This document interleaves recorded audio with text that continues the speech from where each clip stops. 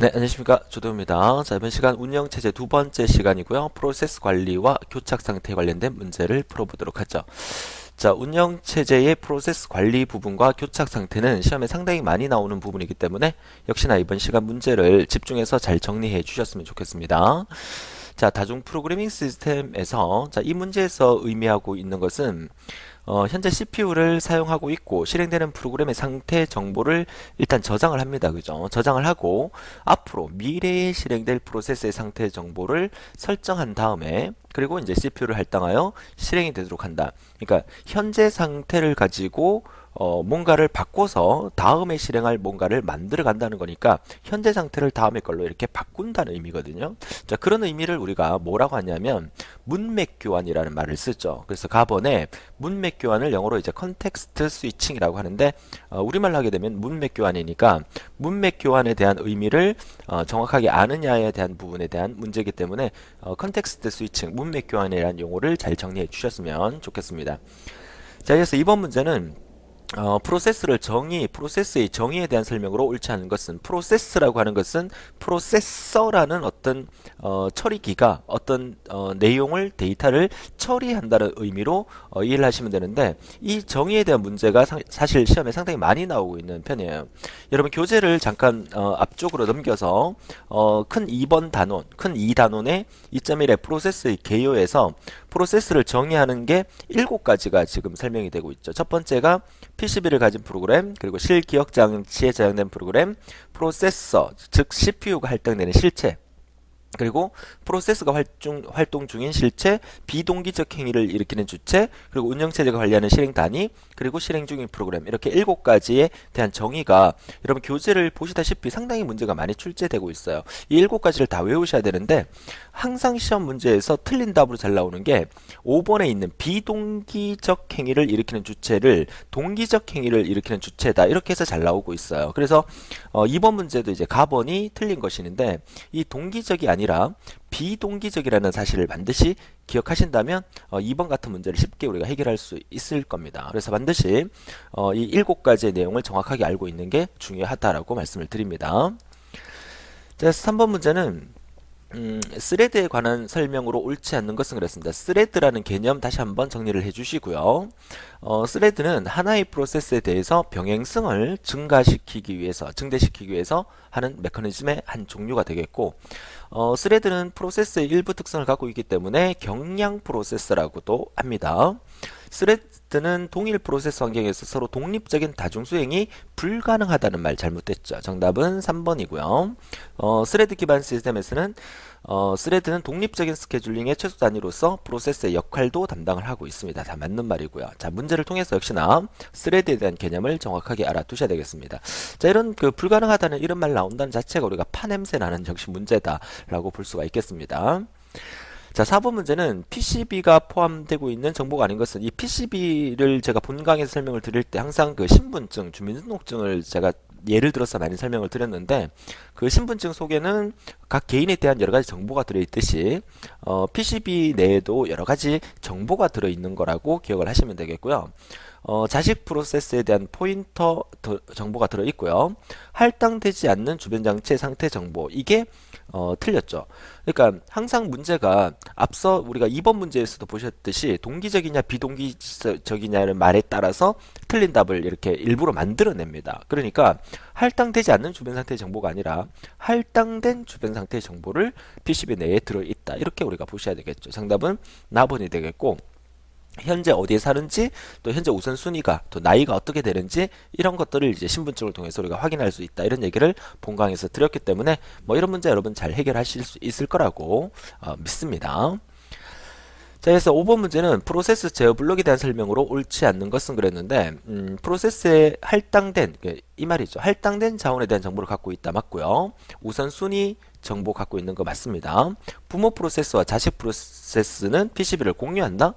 그러니까 여러분이 들고 다니는 신분증을 그 부모님과 여러분이 다시 공유해서 들고 다니진 않지 않습니까? 그죠? 각각 독립적으로 갖고 있다. 이렇게 봐야 되겠고요. 현재 상태를 알 수 있습니다. 정답은 다번이 되겠네요. 6번 문제는 여러분 교재에 그림으로 나와 있는 부분이 있죠. 프로세스의 상태 전이라는 그림을 여러분들이 완벽하게 이해를 하고 계셔야 됩니다. 준비 상태에 있다가 준비 상태에 있다가 어떤 실행 과정으로 이제 디스패치를 하게 되죠. 디스패치라는 의미는 준비 상태에서 실행 상태로 가는 과정을 의미하는 거고, 실행 상태에서 비밀번호를 눌러야 되는데 비밀번호가 생각이 안 나서 어느 정도 몇 초의 시간이 지나버리면 다시 타임아웃해서 준비 상태로 되돌아와 버리죠. 그러니까 ATM기를 예를 들었던 것도 여러분이 같이 기억을 해 주셔야 되겠고, 실행 상태에서 또 어떤 블로킹을 당하게 되면 대기 상태로 빠졌다가 다시 한번 웨이크업해서 준비 상태로 돌아간다는 거, 이 프로세스 상태 전이도에 대한 개념을 그림 자체를 여러분이 정확하게 이해를 하고 계셔야 된다는 말이죠. 그러니까 프로세스 상태 전에 있어서 실행 상태에 있던 프로세서가 타임아웃, 그죠? 타임아웃이 돼서 바뀌어지는 상태를 뭘 하느냐 물었죠. 실행 상태에서 타임아웃 돼서 가는 상태, 그러면 어디로 간다? 준비 상태로 되돌아간다, 이렇게 보셔야 되겠죠. 정답은 4번이 되겠습니다. 자, 7번 문제는 프로그램 검사 인터럽트가 발생하는 이유로 적합하지 않는 것은, 자, 프로그램 검사 인터럽트입니다. 인터럽트의 종류 중에서 프로그램 검사 인터럽트를 의미하는 거예요. 자, 틀린 것은 라번이 틀렸는데, 가번 같은 경우에는 이제 명령어에 대한 얘기고요. 나번도 역시 프로그램상의 오류를 대한 얘기고, 다번도 어떤 계산에 관련된 얘기죠. 이런 것들이 전부 다 소프트웨어적인 측면을 갖고 있지만 CPU의 사용 시간에 대한 얘기를 하고 있다면 얘는 하드웨어적인 얘기를 갖고 있는 거죠. 그래서 정답은 라번이라고 보시면 되겠고, 프로그램 검사 인터럽트 자체가 소프트웨어적인 측면의 인터럽트라고 보시면 되겠습니다. 자, 8번 문제는 시스템 타이머에서 일정한 시간이 만료된 경우나 오퍼레이터가, 자, 이 말 나왔죠. 키워드 나왔죠. 오퍼레이터가 어떤 키를 입력할 경우, 그러니까 오퍼레이터가 키를 입력한다는 요 키워드를 여러분들이 기억해 달라고 말씀드렸어요. 이게 바로 외부 검사 인터럽트에서 정답의 라번의 외부 인터럽트라고 부르는 거예요. 그러니까 오퍼레이터가 강제로 어떤 키를 눌러서 인터럽트를 발생시켜 버린다는 의미겠죠. 외부적인 어떤 신호를 넣어서 발생되는 인터럽트를 외부 신호 인터럽트다라고 얘기를 합니다. 자, 9번 문제는 입출력 수행 기억 장치 할당 및 오퍼레이터, 요게 키워드죠. 오퍼레이터와의 대화라는 말이 나오면 무슨 인터럽트? 그쵸, 슈퍼바이즈 콜 인터럽트라고 하죠. SVC 인터럽트. 영어로 슈퍼바이즈 콜 인터럽트라는 것도 영어로도 같이 알아두셔야 됩니다. 오퍼레이터와의 대화 나오면 SVC 인터럽트다, 이렇게 외워주시면 되겠습니다. 자, 10번 문제는 인터럽터의 처리 과정 순서, 이 순서 묻는 문제 역시나 시험에 자주 출제된다고 말씀드렸어요. 첫 번째로 일어나는 일이 일단은 인터럽트가 발생됐는지 신호를 감지를 하죠. 자, 신호를 맨 먼저 감지를 하고 난 다음에 그 다음에 신호가 감지됐으면 어떻게 합니까? 실행 중인 프로그램을 일단 중단을 시켜야 되겠죠. 자, 중단을 시키는 작업, 중단을 시키고 난 다음에 상태 정보를 저장을 해야 됩니다.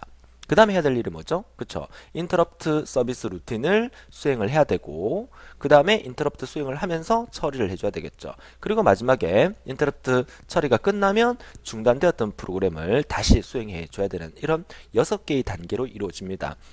이 가번이 이제 2단계를 그대로 설명한 거기 때문에 저는 6개로 했지만 정답에서는 5단계인 라번이 정답이 되겠죠. 그래서 인터럽트 처리 과정을 순서대로 여러분들이 기억을 해 주셔야 되겠습니다.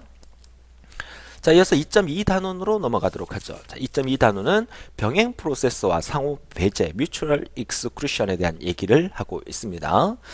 자, U 자원의 어느 시점에서 단지 한 개의 프로세서만이 사용할 수 있도록 하고, 그러니까 하나만 사용할 수 있도록 하고 다른 프로세스가 공유 자원을 접근하지 못하게 한다는 것은 배제를 시킨다는 얘기죠. 그 배제를 시킨다는 의미가 바로 우리말로 하게 되면 상호 배제, 영어로 하면 mutual exclusion을 합니다. 상호 배제에 대한 정의를 나타내는 거고, 그 상호 배제의 대표적인 게 바로 모니터라는 개념인데, 이 모니터라는 말 나오면 항상 제가 뭐 생각하라 그랬죠?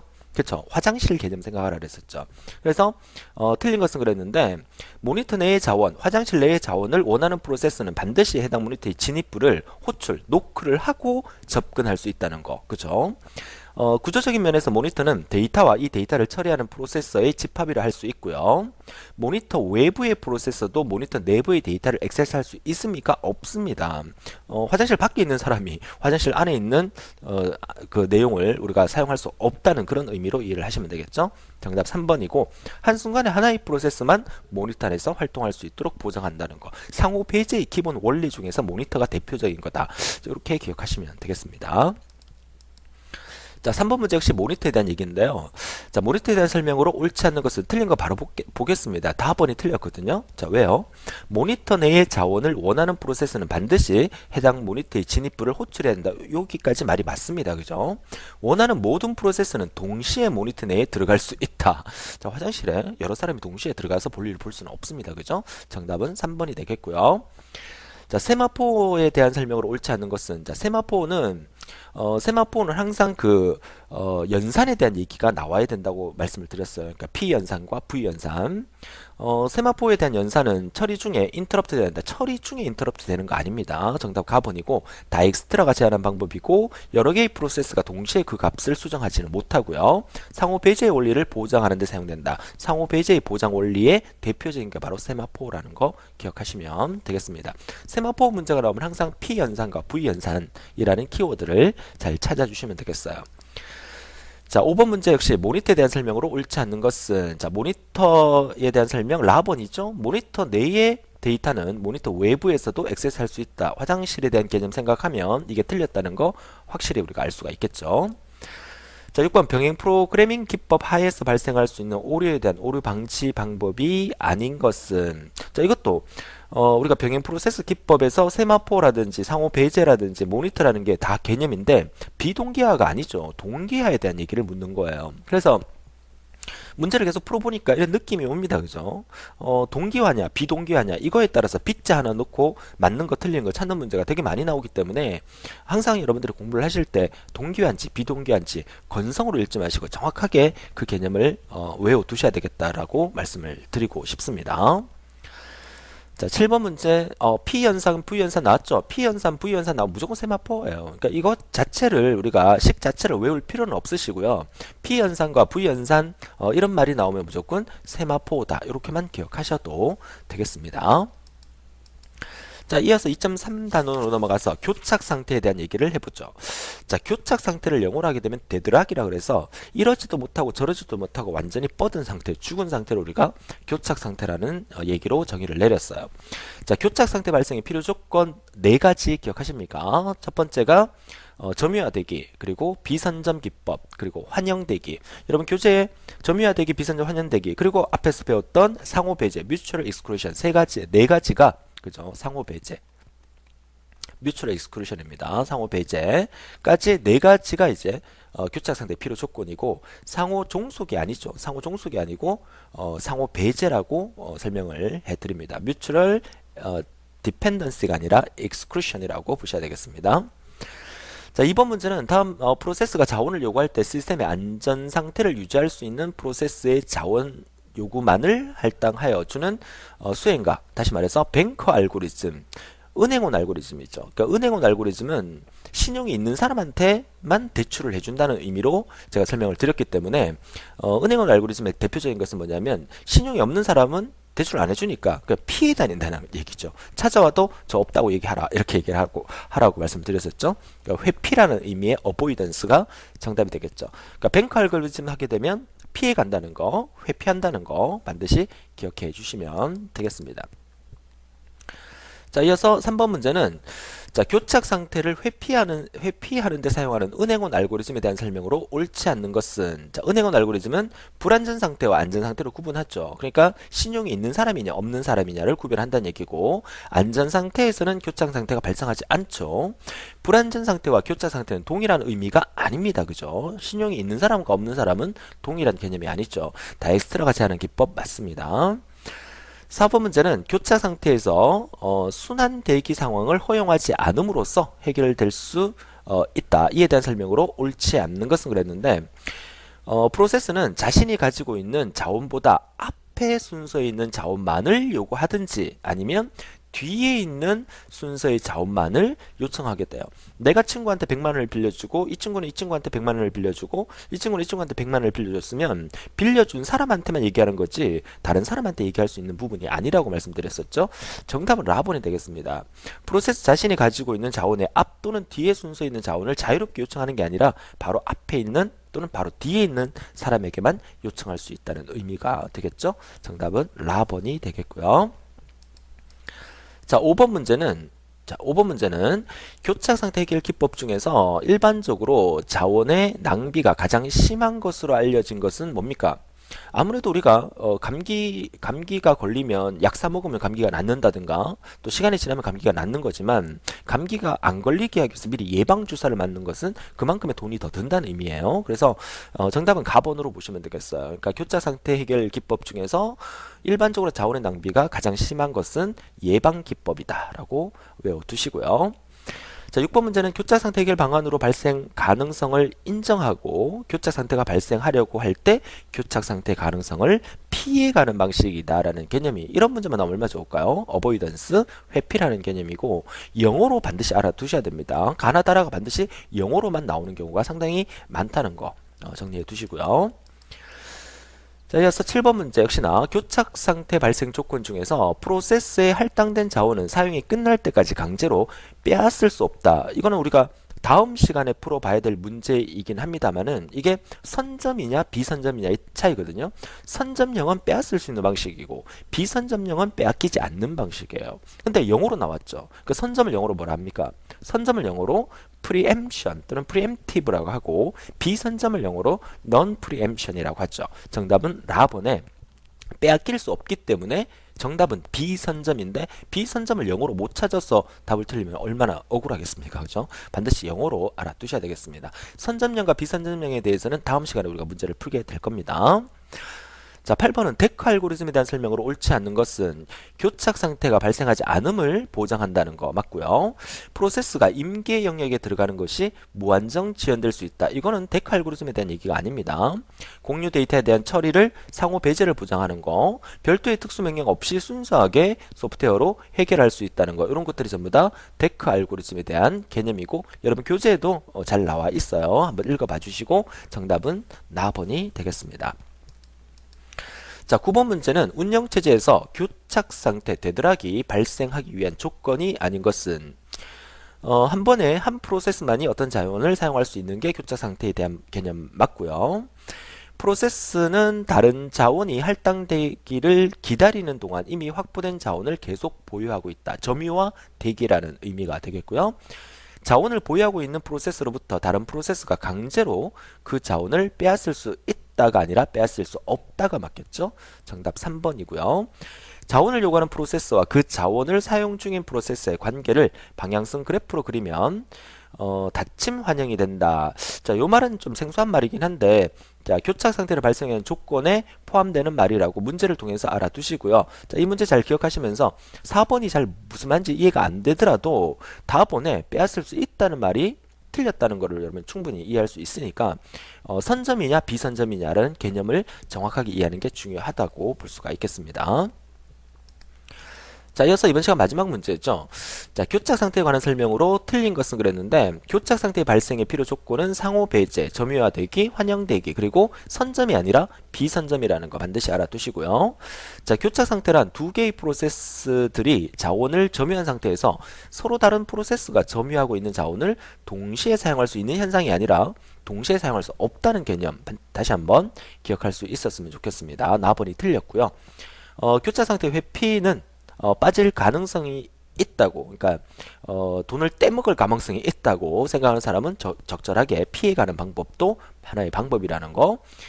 교착 상태 회복, 리커버리는 교착 상태에 빠져있는 프로세스를 중지시켜서 시스템이 정상적으로 동작할 수 있도록 하는 방법 맞는 말이죠. 정답은 나번이 되겠습니다. 자, 이렇게 해서 우리가 이번 시간에 프로세스의 관리에 대한 개념과 관련 용어를 정리를 하면서 문제를 풀어봤고요. 또 교착 상태에 대한 문제 시험에 상당히 많이 나오는 부분이기 때문에 데드락의 의미를 정확하게 알아두는 게 중요하다고 할 수가 있겠습니다. 이번 시간 여기까지 하고요. 다음 시간은 운영체제 세 번째 시간으로서 스케줄링에 관련된 문제를 풀어볼 텐데 약간의 어떤 계산적인 부분이 나오기 때문에 본강을 통해서 충실히 학습하시고 여러분 직접 문제를 풀어보시고 다음 스케줄링 강의를 들어주셨으면 좋겠다고 말씀을 드리겠습니다. 자, 오늘도 즐거운 하루 되시고 다음 시간에 뵙겠습니다. 수고하셨습니다.